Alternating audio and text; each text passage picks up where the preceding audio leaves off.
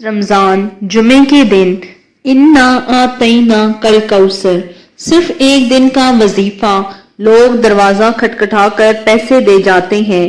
بسم اللہ الرحمن الرحیم۔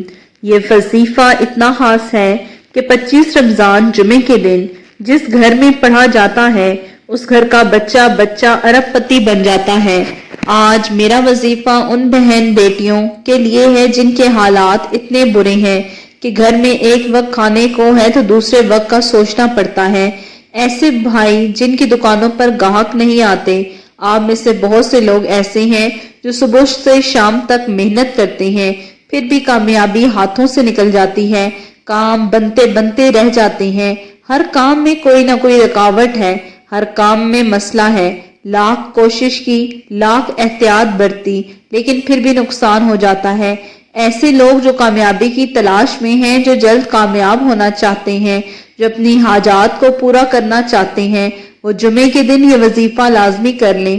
ویسے تو رمضان میں ہر جمعے کا دن برکتوں والا ہوتا ہے، لیکن اس دن کی یہ خصوصیت ہے کہ اس کے بعد آئندہ رمضان تک برکتوں والا جمعہ نصیب نہیں ہوگا۔ اس لحاظ سے اس کی اہمیت محسوس کرنی چاہیے۔ آج آخری جمعہ ہے اور اس کی بھی چند گنی چنی ساعتیں باقی ہیں۔ اس دن کی اہمیت دوسرے دنوں کے مقابلے میں زیادہ ہے کہ یہ رمضان کے مہینے میں آنے والا جمعہ ہے اور اس کے بعد اس سال رمضان میں اور کوئی جمعہ نہیں۔ ویسے تو رمضان میں ہر جمعے کا دن برکت والا ہے، لیکن اس دن کی یہ خصوصیت ہے کہ اس کے بعد رمضان تک برکتوں والا جمعہ نصیب نہیں ہوگا، اور جس قدر اس دن عبادت ہو سکے عبادت کر لیں۔ رمضان رخصت ہو رہا ہے، دو کام ایسے ہیں جس کا ہر مسلمان کو اہتمام کرنا چاہیے۔ عبادت کی توفیق ملنے پر اللہ کا شکر ادا کریں۔ ایک کام تو یہ کہ اللہ تعالیٰ کا شکر ادا کیا جائے کہ اس نے اپنے فضل سے رمضان کا مہینہ عطا فرمایا اور روزے رکھنے کی توفیق بھی۔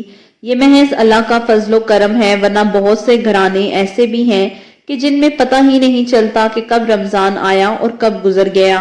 غفلت کے ساتھ پورا رمضان گزر جاتا ہے، نہ ہی روزوں کی توفیق، نہ ہی تراویح کی، اور نہ ہی کسی خاص عبادت کی۔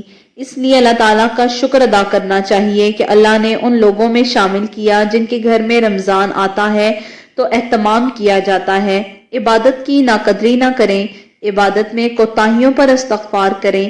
اس لیے دوسرا کام یہ ہے کہ استغفار کریں کہ یا اللہ، آپ نے اپنے فضل سے ہمیں عبادت کی توفیق عطا فرما دی، لیکن ہم اس سے ان کوتاہیوں کے سبب اس طرح سے حق ادا نہ ہو سکا، ہمیں معاف فرما دے۔ اللہ تعالیٰ کی سنت ہے کہ بندہ جب بھی کوئی عمل کر کے استغفار کرتا ہے تو اس استغفار کی بدولت غلطیوں کو معاف کر دیا جاتا ہے۔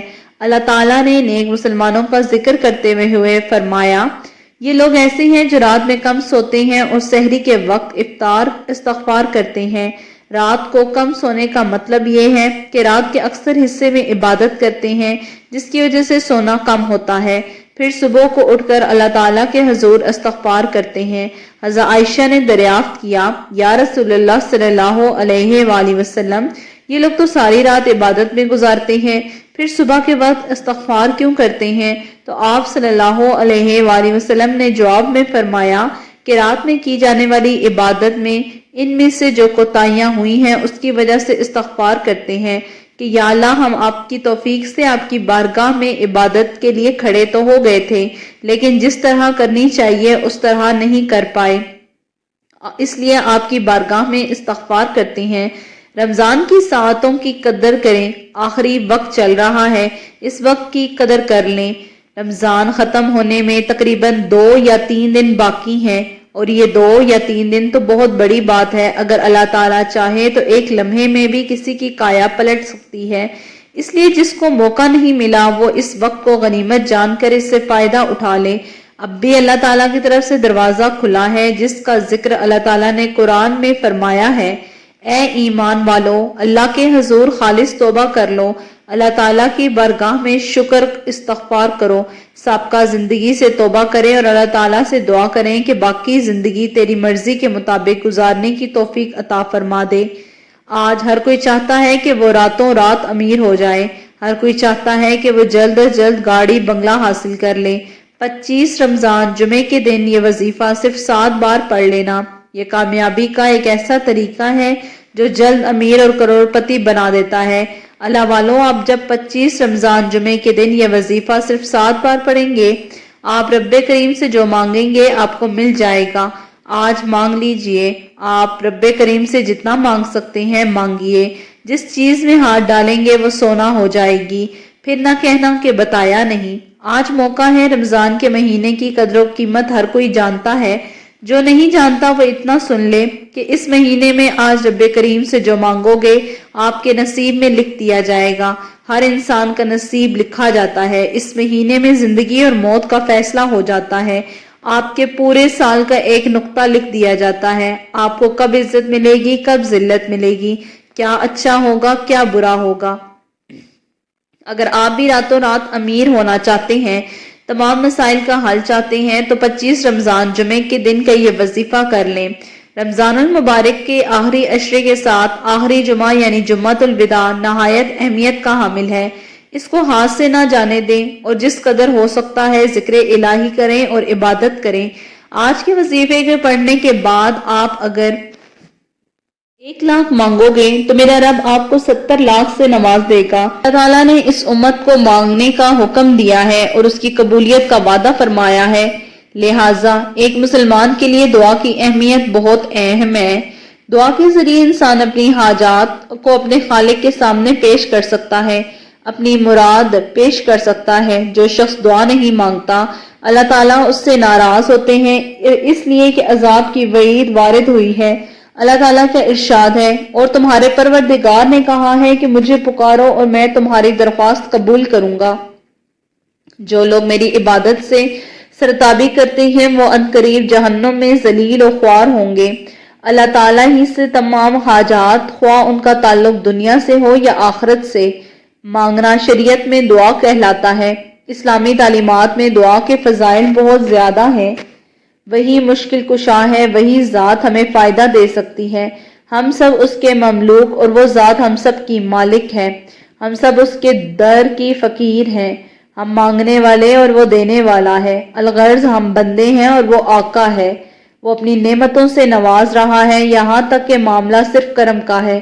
کرم کی انتہا، اب اس کرم کی انتہا تو دیکھیے کہ جو اس سے دعا نہ مانگے وہ ذات اس سے ناراض ہو جاتی ہے۔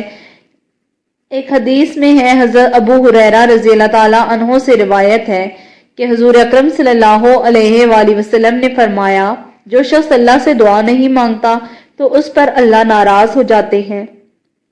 یہ دستور دنیا کے بالکل برعکس ہے، کیونکہ دنیا والوں سے مانگو تو ناراض اور نہ مانگو تو خوش ہوتے ہیں۔ اس کے باوجود اگر ہم اس ذات سے اپنی حاجات کو پورا کرنے کے لیے دعا نہ مانگیں تو بتائیے ہم سے زیادہ بے عقل کون ہوگا۔ اللہ تعالیٰ کی ذات سے مانگنے کے لیے کہیں جانا نہیں پڑتا، بلکہ وہ ذات تو شارک سے بھی زیادہ قریب ہے۔ اس کو پکاریں تو وہ ذات سنتی بھی ہے اور قبول بھی کرتی ہے۔ اس لیے جب بھی مانگو اپنے رب سے مانگو۔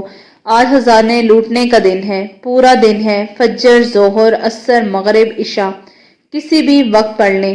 رات 9، 10، 11 بجے تک یہ وظیفہ پڑھنے کی مکمل اجازت ہے۔ اجازت ہر اس شخص کو ہے جو کہ اللہ تعالیٰ کے 99 ناموں میں سے ایک نام ضرور لکھے گا۔ کرنا کیا ہے کہ باوضو مصلی پر بیٹھ جائیں۔ سب سے پہلے ایک بار اعوذ باللہ من الشیطان الرجیم بسم اللہ الرحمن الرحیم پڑھ کر حضور اکرم صلی اللہ علیہ وآلہ وسلم کی ذات پر درود پاک پڑھیں۔ درود آپ کوئی سا بھی پڑھ سکتے ہیں، چاہیں تو نماز والا درود پڑھ لیں، درود ابراہیمی۔ ایک دفعہ ثواب کی نیت سے میرے ساتھ پڑھ لیں، اللہم صلی علی محمد وعلی آل محمد کما صلیت علی ابراہیم وعلی آل ابراہیم انکا حمید مجید، اللہم بارک علی محمد وعلی آل محمد کما بارکت علی ابراہیم وعلی آل ابراہیم انکا حمید مجید۔ درود پاک پڑھتے ساتھ ہی فوری طور پر آپ نے سب سے پہلے اپنے مقصد کی نیت کرنی ہے۔ آج جس کو جو چاہیے مانگ لو۔ ماں باپ کے لیے پڑھ لیں، اپنے رشتے کے لیے پڑھ لیں، ماں باپ بچوں کے لیے پڑھ لیں، جو بھی حاجت کے لیے پڑھنا چاہتا ہے۔ آج نریرا اولاد مانگو گے ملے گی، روزگار مانگو گے ملے گا، قرض سے نجات مانگو گے مل جائے گی۔ اولاد کے لیے پڑھتے ہیں تب بھی وہ آپ کے قابو میں آ جائے گی۔ آج جو بھی رب کے سامنے اپنی حاجت اپنا مقصد رکھ کر بیٹھو، مقصد بھی پورا ہوگا اور حاجت میں کامیابی یقینی ہے۔ آج 25 رمضان جمعے کے دن دنیا جہاں کے تمام کام چھوڑ کر ہاتھ کی انگلیوں پر صرف 7 بار پڑھنے کی دیر ہے۔ مقصد کی نیت اس عمل کی شرط ہے۔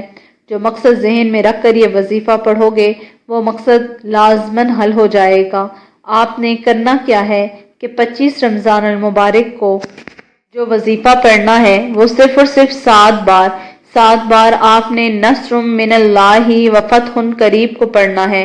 نصر من اللہ و فتح قریب کو ہاتھ کی انگلیوں پر 7 بار پڑھنا ہے۔ اگر کوئی بندہ 7 آسمانوں کا رزق اور دولت چاہتا ہے، 7 آسمانوں سے زمین سے خزانوں کا مالک بننا چاہتا ہے، اگر کوئی بندہ منہ سے نکلی ہر بات کو پورا کروانا چاہتا ہے تو آپ نے صرف اور صرف پہلے نمبر پر نصر من اللہ و فتح قریب کو 7 بار پڑھنا ہے۔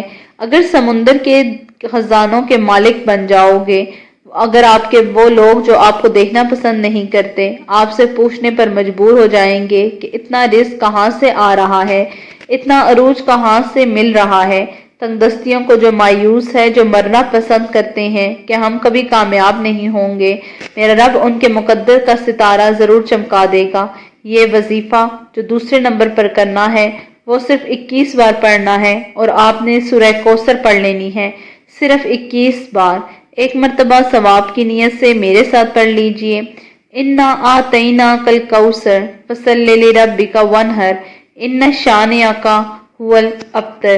اللہ والو، جس کو یقین نہیں آتا، جس کو آج تک وظیفوں کا فائدہ نہیں ہوا، وہ آج 25 رمضان جمعے کے دن شروع سے آخر تک بتائے گئے طریقے سے یہ عمل کریں۔ شرطاً کہتی ہوں کہ یہ سورہ کوثر کو جو بھی جس مقصد کے لیے پڑھے گا اس کو ضرور اس کے مقصد میں کامیابی ملے گی۔ امید کرتی ہوں کہ آپ کو وظیفے کی اچھے سے سمجھ آ گئی ہوگی۔ آپ نے سب سے پہلے 7 بار نصر من اللہ و فتح قریب پڑھا، پھر دوسرے نمبر پر 21 بار آپ نے سورہ کوثر پڑھی ہے۔ اس کے پڑھتے ساتھ ہی آج کا تیسرا اور آخری وظیفہ جس کے بغیر یہ نامکمل ہے، آپ نے 7 بار پڑھنا ہے۔ یہ وظیفہ رب کریم کے ایک ایسے نام کا وظیفہ ہے جو گناہوں کو بخشوا دیتا ہے۔ کبیرہ اور صغیرہ گناہوں کی بخشش کے بعد آپ ضد کر کے رب کریم سے جو بھی مانگتے ہیں پورے سال کے گناہوں کی توبہ مل جاتی ہے۔